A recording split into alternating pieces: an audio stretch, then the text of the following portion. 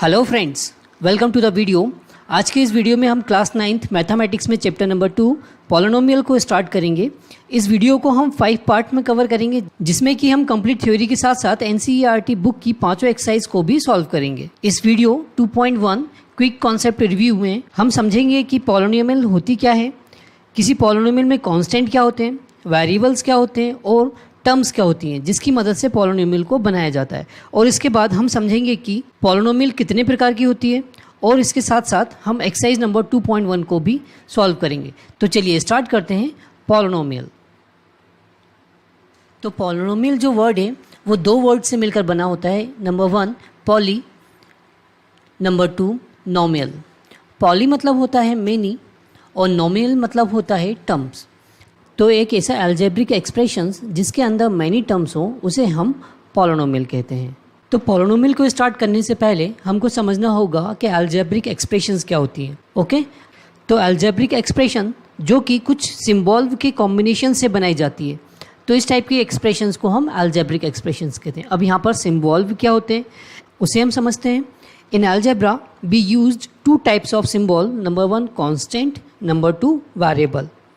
तो हम 1 बाय 1 समझते हैं कि कांस्टेंट क्या होते हैं और वेरिएबल क्या होते हैं। तो number 1 constant, it is a symbol whose values always remains the same whatever the situation. For example 5, -7, 3/2, pi etc. क्योंकि इनकी वैल्यू कभी भी चेंज नहीं होती है इसलिए हम इनको कांस्टेंट कहते हैं। Is it clear? अब समझते हैं हम वेरिएबल्स क्या होते हैं। It is a symbol whose value change according to the situation. For example x, y, z, ये सारे के सारे वेरिएबल्स हैं। या हम लिख सकते हैं x + y या 2x, या हम लिखें x upon y, like that. ठीक, अब यहाँ पर सारे के सारे हम वेरिएबल यूज़ कर रहे हैं और इनकी value according to situations change होती रहती है, इसीलिए हम इन्हें वेरिएबल कहते हैं। ठीक है, अब वेरिएबल और कांस्टेंट को समझने के बाद अब हम समझते हैं कि अलजेब्रिक एक्सप्रेशंस होते क्या हैं। Okay, an algebraic expressions is a collection of terms separated by plus और minus sign.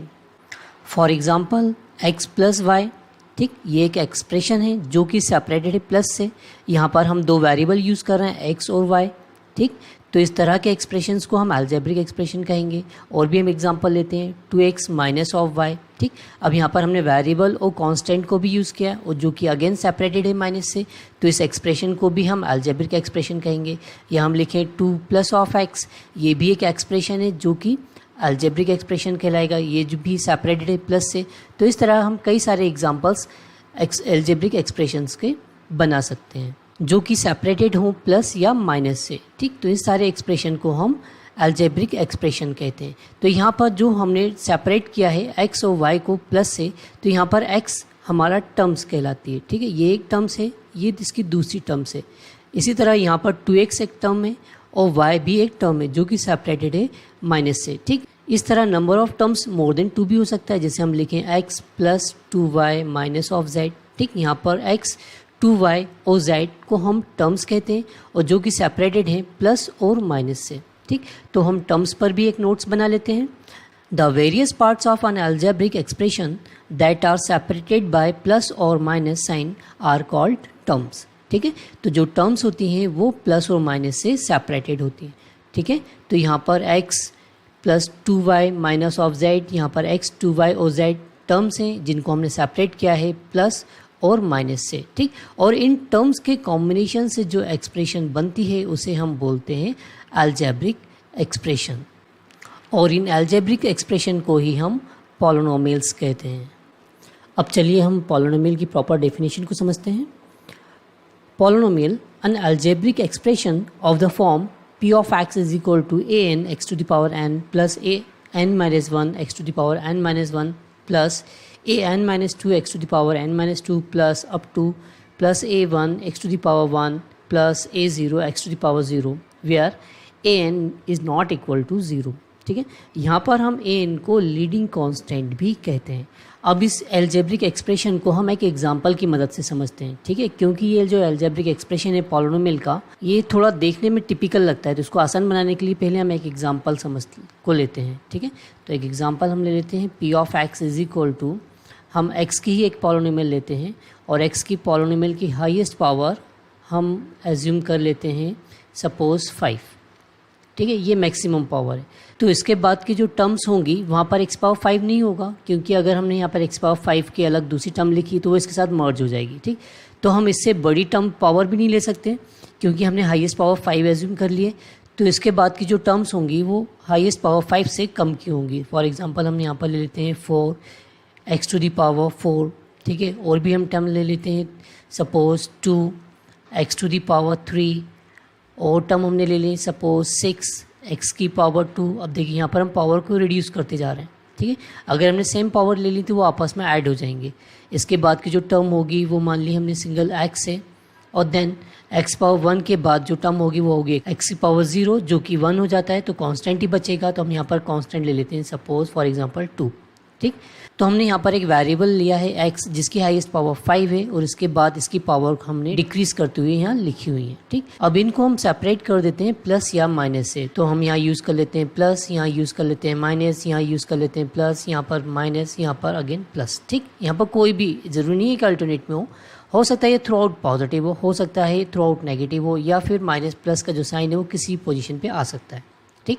अब समझने वाली बात ये है कि यहाँ पर जो x की पावर 5 है इसका कोफिशिएंट यहाँ कुछ नहीं है, या हम बोलें इसके साथ यहाँ मल्टीप्लाई में कुछ नहीं है, तो वो क्या होता है डिफ़ॉल्ट, वो होगा 1, ठीक।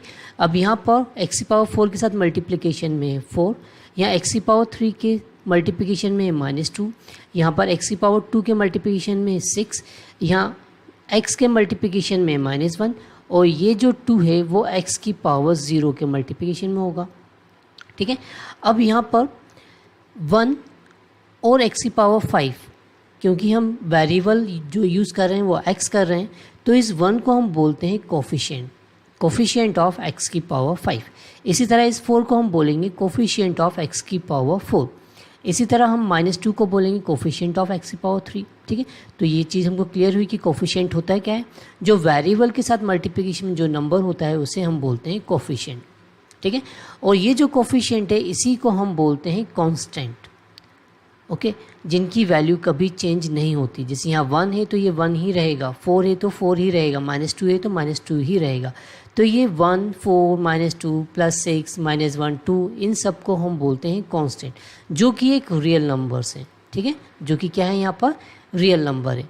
और जो हमने वेरिएबल लिया है इसकी पावर यहाँ पर है 5, यहाँ है 4, यहाँ पर है 3, ये 2, ठीक। ज़रूरी नहीं है ये सब ऐसे ही हो, मतलब डिक्रीजिंग ऑर्डर में हो सकता है इसमें से कोई एक पावर ना भी हो, ये भी पॉसिबल है, ठीक। अभी हमने समझने के लिए इस तरह का एग्जांपल बनाया है। तो यहाँ पे जो x की पावर है ये सारी की सारी नेचुरल नंबर्स होती हैं, ठीक है। तो ऐसा अलजेब्रिक एक्सप्रेशन हम लिखें जिसकी पावर x पावर जैसे हमने लिया है -1, तो इसको हम पॉलिनोमियल नहीं कहेंगे, क्योंकि पॉलिनोमियल की डेफिनेशन के अकॉर्डिंग जो x की पावर है वो नेचुरल नंबर होना चाहिए, ठीक है। तो यहाँ पर कोफिशिएंट, या जिसे हम बोलते हैं कांस्टेंट, वेरिएबल्स, और जो कि सेपरेटेड हैं प्लस और माइनस से, इस तरीके के एक्सप्रेशन को हम पॉलिनोमियल एक्सप्रेशन कहते हैं।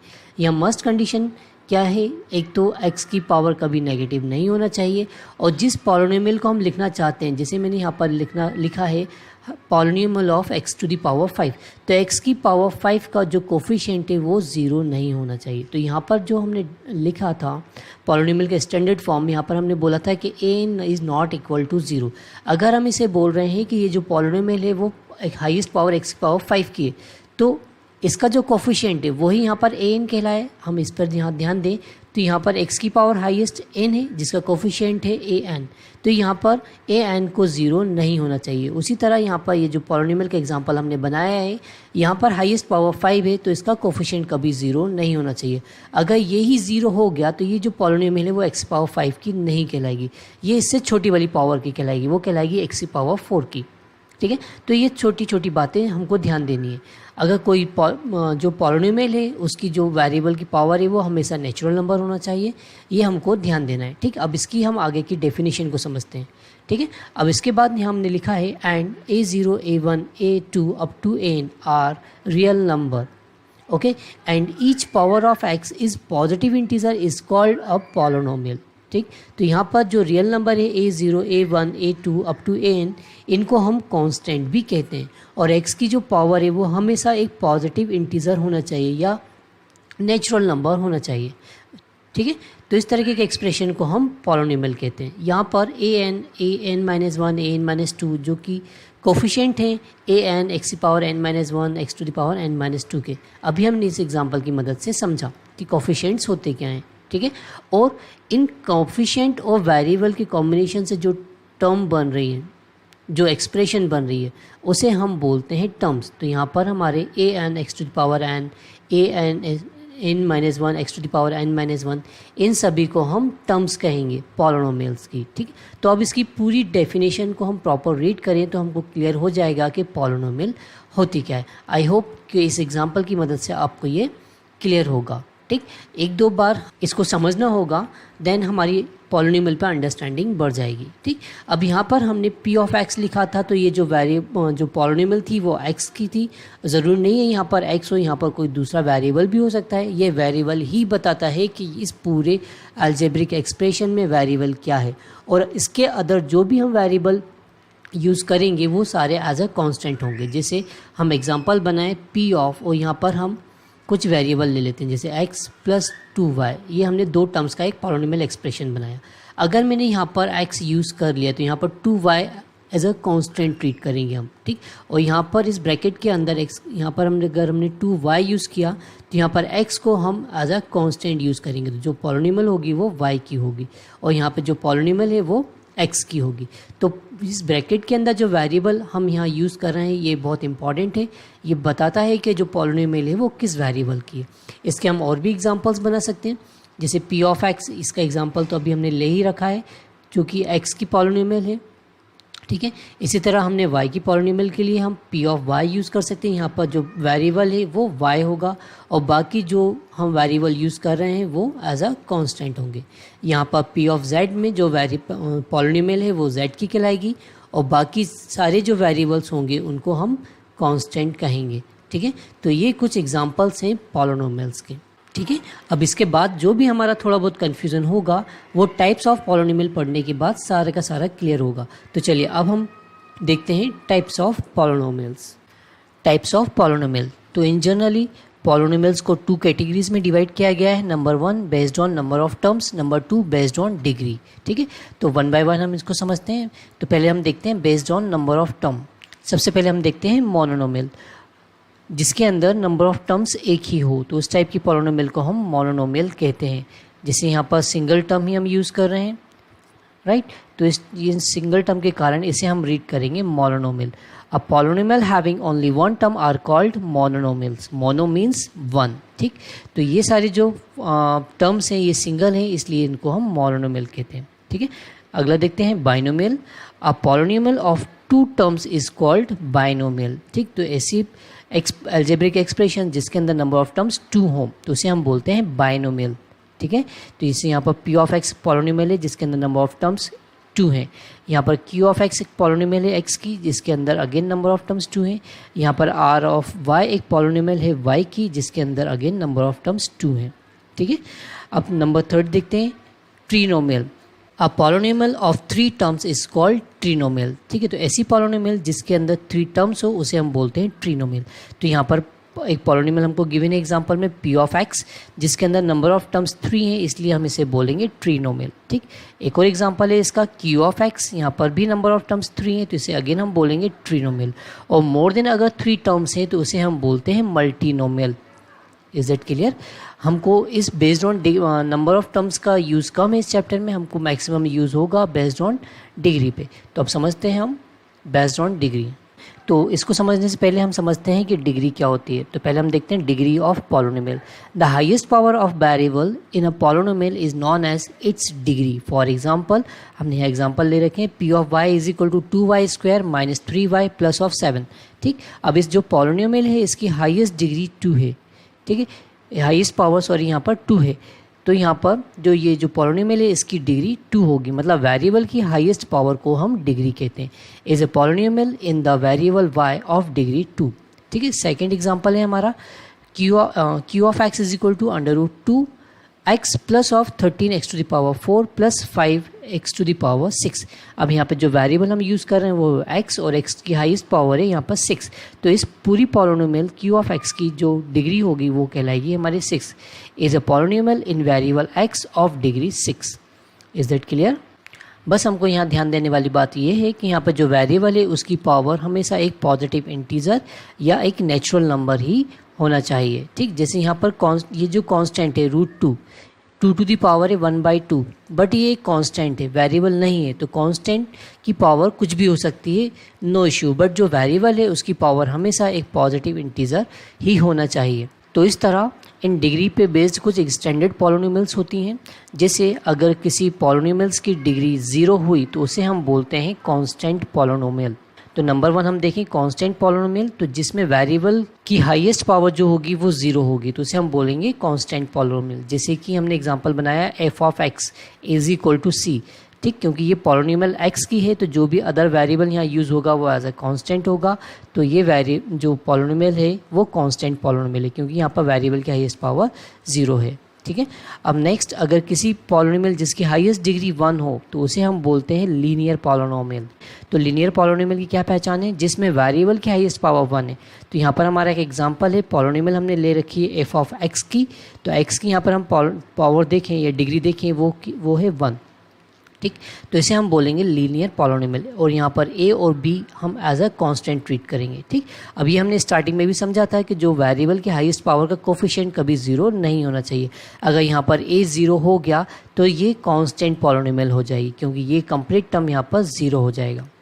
अगर ऐसी पॉलिनोमियल जिसमें हाईएस्ट डिग्री 2 हो उसे हम बोलते हैं क्वाड्रेटिक पॉलिनोमियल। ठीक, तो यहाँ पर हमने f ऑफ x एक पॉलिनोमियल ले रखी है जिसमें हाईएस्ट पावर x की 2 है। तो ये एग्जांपल क्वाड्रेटिक पॉलिनोमियल का हुआ। यहाँ पर x की हाईएस्ट पावर 2 है, मतलब इसकी डिग्री हाईएस्ट 2 है, तो इसे हम क्वाड्रेटिक पॉलिनोमियल कहेंगे। ठीक, तो यहाँ पर a is not equal to 0। अगर यहाँ पर a 0 हो गया तो जो पॉलिनोमियल होगी उसमें हाईएस्ट पावर x की 1 हो जाएगी जो कि लीनियर पॉलिनोमियल कहलाएगी, फिर वो क्वाड्रेटिक पॉलिनोमियल नहीं कहलाएगी। ठीक है, इसी तरह जिसमें हाईएस्ट डिग्री 3 हो तो इस तरह की पॉलिनोमियल को हम बोलते हैं क्यूबिक पॉलिनोमियल। इसका हमने एग्जांपल यहाँ ले रखा है, f of x is equal to ax to the power 3 plus bx² plus cx plus of d। यहाँ पर a is not equal to 0। अगर ये 0 हो गया तो जो गिवन पॉलिनोमियल है वो क्वाड्रेटिक बन जाएगी। ठीक है, बाई क्वाड्रेटिक पॉलिनोमियल जिसकी हाईएस्ट डिग्री 4 हो। तो इस तरह हमने इसका एक एग्जांपल भी ले रखा है, a into x to the power 4 plus bx³ plus cx² plus dx plus e where a is not equal to 0। ठीक है, तो ये बाई क्वाड्रेटिक पॉलिनोमियल कहलाती है। अब इस टाइप्स ऑफ पॉलिनोमियल को समझने के बाद हम अपनी एक्सरसाइज नंबर 2.1 को सॉल्व करते हैं जो कि इस थ्योरी पे बेस्ड है। एक्सरसाइज नंबर 2.1 का फर्स्ट क्वेश्चन है हमारा, which of the following expressions are polynomials in one variable and which are not?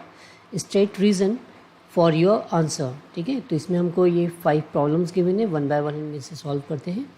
तो इसमें हमको पहले नंबर की प्रॉब्लम है जिसमें हमको पॉलिनोमियल गिवन है 4x² माइनस 3x प्लस 7। ठीक, तो हमसे पूछा गया है which of the following expressions are polynomial in one variable. ठीक है, तो जो क्वेश्चन नंबर 1 है हमारा आंसर होगा यस, ये पॉलिनोमियल इन वन वेरिएबल है क्योंकि पूरी ही पॉलिनोमियल के अंदर एक ही वेरिएबल यूज़ किया गया है जो कि x है, और साथ साथ इस x की जो पावर है वो एक पॉजिटिव इंटीजर्स है, या जिसे हम होल नंबर भी कह सकते हैं या हम बोल सकते हैं नेचुरल नंबर। तो क्वेश्चन नंबर 1 का जो हमको एक्सप्रेशन गिवन है पॉलिनोमियल एक्सप्रेशन जो कि पॉलिनोमियल इन वन वेरिएबल को रिप्रेजेंट करता है। ठीक है, इसी तरह क्वेश्चन नंबर 2 को हम देखें तो यहाँ पर हमको एक वेरिएबल गिवन है जो कि है y और इसकी पावर एक नेचुरल नंबर है या इसकी पावर एक होल नंबर है। तो ये भी एक जो एक्सप्रेशन हमको गिवन है ये भी पॉलिनोमियल इन वन वेरिएबल को रिप्रेजेंट करता है।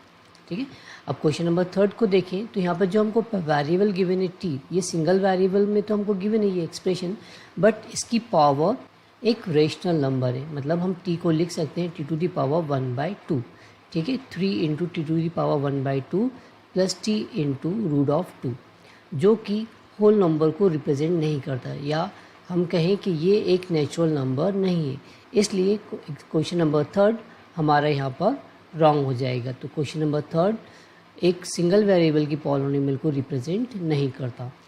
अब क्वेश्चन नंबर फोर्थ को देखते हैं, जो कि सिंगल वेरिएबल में तो हमको गिवन है, बट यहाँ पर जो वेरिएबल है y, इसकी पावर नेगेटिव है। हम इस सेकेंड टर्म को 2 into y to the power -1 लिख सकते हैं। ठीक है, जो कि y की पावर -1 है, क्योंकि ये नेचुरल नंबर को रिप्रेजेंट नहीं करता, इसलिए क्वेश्चन नंबर फोर्थ पॉलिनोमियल्स का एक्सप्रेशन नहीं है। ठीक है, अब क्वेश्चन नंबर फिफ्थ को भी देखें, क्योंकि यहाँ पर अब 3 वेरिएबल यूज़ हैं x, y और t, क्योंकि पॉलिनोमियल जो इक्वेशन होती है वो सिंगल वेरिएबल में होती है, और यहाँ पर हमको 3 वेरिएबल्स गिवन है। इसका मतलब क्वेश्चन नंबर 5 भी पॉलिनोमियल एक्सप्रेशन नहीं है। Is it clear? अब इस क्वेश्चन को आप प्रॉपर नोट कर लीजिए। अब चलिए क्वेश्चन नंबर 2 को सॉल्व करते हैं। Right the coefficient of x square in each of the following. ठीक है, अब हमको इन सारी जो हमको प्रॉब्लम्स गिवन है 4, इसमें कोफिशिएंट ऑफ एक्स स्क्वायर बताना है। तो क्वेश्चन नंबर 1 है इसका। अब हमको कोफिशिएंट ऑफ एक्स स्क्वायर बताना है, तो यहाँ पर कोई नंबर नहीं दिख रहा इसके मल्टीप्लिकेशन में, इसका मतलब यहाँ पर 1 होगा। तो यहाँ पर कोफिशिएंट ऑफ एक्स स्क्वायर हुआ 1। ठीक, क्वेश्चन नंबर 2 देखें इसका, तो यहाँ पर कोफिशिएंट ऑफ एक्स स्क्वायर होगा हमारा -1। ठीक, क्वेश्चन नंबर थर्ड हम देखें तो कोफिशिएंट ऑफ एक्स स्क्वायर हुआ π/2, और क्वेश्चन नंबर फोर्थ हम देखें तो यहाँ पर एक्स स्क्वायर का कोई भी टर्म नहीं है, बट हम इसको plus of 0 into x square लिख सकते हैं। ठीक है, प्लस माइनस जो भी यहाँ पे साइन हम लेना चाहें, क्योंकि ओवरऑल टर्म तो 0 हो ही जाएगी, बट हमको यहाँ पर कोफिशिएंट ऑफ एक्स स्क्वायर बताना है, जो कि हुआ 0। Is it clear? अब इसे आप प्रॉपर नोट कर लीजिए।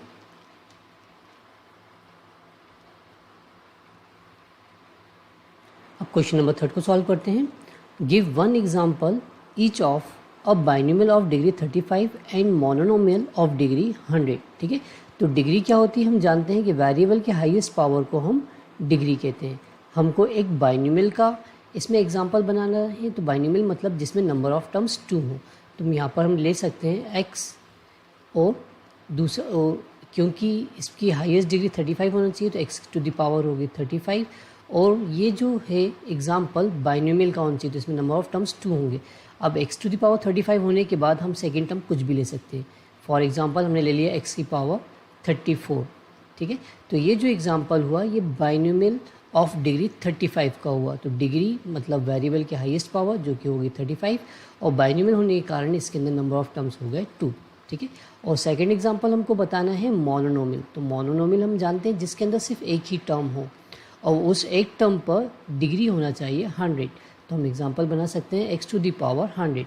इसे हम मोनोनोमियल एक्सप्रेशन कहेंगे, क्योंकि इसके अंदर नंबर ऑफ टर्म्स 1 है और इसकी हाईएस्ट डिग्री 100 है, जो कि हमको क्वेश्चन में कहा गया था। तो ये एग्जांपल जो बना वो मोनोनोमियल का हुआ, और ये जो एग्जांपल हमने बनाया है ये बाइनोमियल ऑफ डिग्री 35 का हुआ।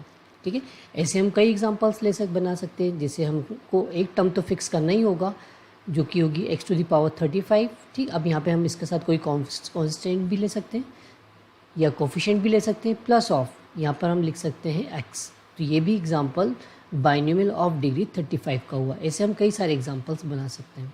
Is that clear? अब इसे आप प्रॉपर नोट कर लीजिए। अब क्वेश्चन नंबर 4 को सॉल्व करते हैं। Right the degree of each of the following polynomials. ठीक है, हमको इन सारी पॉलिनोमियल्स की डिग्री बतानी है। तो हम जानते हैं डिग्री होती क्या है, डिग्री वेरिएबल की हाईएस्ट पावर होती है। तो इसका केस नंबर 1 देखिए, तो इसमें जो कि है 5x³ plus 4x² plus 7x। ठीक, जो कि x वेरिएबल की पॉलिनोमियल है, और x की यहाँ पर हाईएस्ट पावर है 3, तो इसकी डिग्री हो गई यहाँ पर हमारे पास 3। Is that clear? सेकंड को समझें, तो ये गिवन है हमको 4 - y²। तो वेरिएबल यहाँ पर जो यूज़ है वो y है, मतलब ये जो पॉलिनोमियल है वो y की है, और इस वेरिएबल y की हाईएस्ट पावर 2 है, इसलिए इसकी डिग्री भी होगी 2। ठीक, इसके केस नंबर 3 को देखें। जो कि है 5t माइनस रूट ऑफ 7। तो यहाँ पे जो वेरिएबल यूज़ है वो t है और t की हाईएस्ट पावर यहाँ पर 1 है, तो इसकी जो डिग्री हुई वो हुई 1। ठीक, इसका केस नंबर 4 को देखें तो यहाँ पर कोई भी वेरिएबल नहीं है, सिंपल यहाँ पर एक कांस्टेंट दिया गया है। तो हम इस कांस्टेंट को कुछ ऐसा लिख सकते हैं 3 into x to the power 0। तो यहाँ पर वेरिएबल हो गया हमारा x और इसकी पावर हो गई 0। तो क्वेश्चन नंबर 4 की डिग्री होगी हमारी 0, क्योंकि हम इस 3 को इस फॉर्म में लिख सकते हैं। Is it clear? अब इसके सॉल्यूशन को आप प्रॉपर नोट कर लीजिए। अब चलिए क्वेश्चन नंबर 5 को सॉल्व करते हैं। Classified the following as linear, quadratic and cubic polynomials. ठीक है, तो हमको ये बताना है इन क्वेश्चंस में कि कौन सी इक्वेशन या कौन सा एक्सप्रेशन इसमें लीनियर है, क्वाड्रेटिक है या फिर क्यूबिक है। ठीक, तो हम जानते हैं लीनियर एक्सप्रेशन के अंदर वेरिएबल की हाईएस्ट पावर 1 होगी, क्वाड्रेटिक एक्सप्रेशंस के अंदर वेरिएबल की हाईएस्ट पावर 2 होगी और क्यूबिक के अंदर वेरिएबल की हाईएस्ट पावर 3 होगी। तो इसका केस नंबर 1 है जो कि है x square plus of x. तो यहाँ पे जो वेरिएबल यूज़ किया जा रहा है वो x है, तो जो ये पॉलिनोमियल है वो x की है और इसकी हाईएस्ट पावर क्योंकि 2 है, तो इसलिए हम ये बोलेंगे कि ये क्वाड्रेटिक एक्सप्रेशन है। ठीक है, तो ये जो एग्जांपल है ये क्वाड्रेटिक का है। Is that clear? इसके केस नंबर 2 को देखें जो कि ये x minus of x cube. Again ये x की पॉलिनोमियल है और यहाँ पर वेरिएबल x की हाईएस्ट पावर 3 है, तो इसका मतलब ये एक क्यूबिक इक्वेशन है, क्यूबिक इक्वेशन। ठीक, केस नंबर 3 देखें जो कि है y plus y square plus of 4, जो अगे एक y की पॉलिनोमियल है और y की हाईएस्ट पावर यहाँ पे 2 है। इसका मतलब ये एक क्वाड्रेटिक पॉलिनोमियल है। ठीक है, क्वाड्रेटिक पॉलिनोमियल है। इसके केस नंबर 4 को देखें जो कि वह है 1 प्लस ऑफ एक्स, यहाँ वेरिएबल x है और इसकी हाईएस्ट पावर 1 है, जो कि एक लीनियर पॉलिनोमियल है। ठीक है, ये एक लीनियर पॉलिनोमियल हुई। इसी केस नंबर 5 को देखें जो कि हमको सिंगल टर्म गिवन है जो कि है 3t, वेरिएबल यहाँ पे t है और t की हाईएस्ट पावर 1 है। इसका मतलब ये भी एक लीनियर पॉलिनोमियल है, ये भी एक लीनियर पॉलिनोमियल है। ठीक है, इसके केस नंबर 6 को देखें, इसके अंदर भी number of term 1 he given है जो कि है आर स्क्वायर, और क्योंकि यहाँ वेरिएबल r यूज़ किया जा रहा है इसका मतलब ये r की पॉलिनोमियल होगी और इसकी हाईएस्ट पावर 2 है, तो ये एक क्वाड्रेटिक पॉलिनोमियल कहलाएगी। ये हमारी एक क्वाड्रेटिक पॉलिनोमियल कहलाएगी। ठीक है, एंड लास्ट देखिए जो कि ये 7x3, वेरिएबल है यहाँ पर x और x की हाईएस्ट पावर है 3, तो इसका मतलब ये जो पॉलिनोमियल है ये क्यूबिक है। ठीक है, ये एक क्यूबिक पॉलिनोमियल है। तो हम यहाँ पर हाईएस्ट पावर बोलें या हम डिग्री बोलें, बोथ आर सेम, वेरिएबल की हाईएस्ट पावर या वेरिएबल की हाईएस्ट वैल्यू, जो कि हमारी डिग्री कहलाती है। ठीक है, अब इस क्वेश्चन के सॉल्यूशन को आप प्रॉपर नोट कर लीजिए। अगर आपको ये वीडियो पसंद आया है तो इस वीडियो को लाइक कीजिए, चैनल को सब्सक्राइब कीजिए और अपने फ्रेंड्स को भी इस चैनल को सजेस्ट कीजिए। Thanks for watching.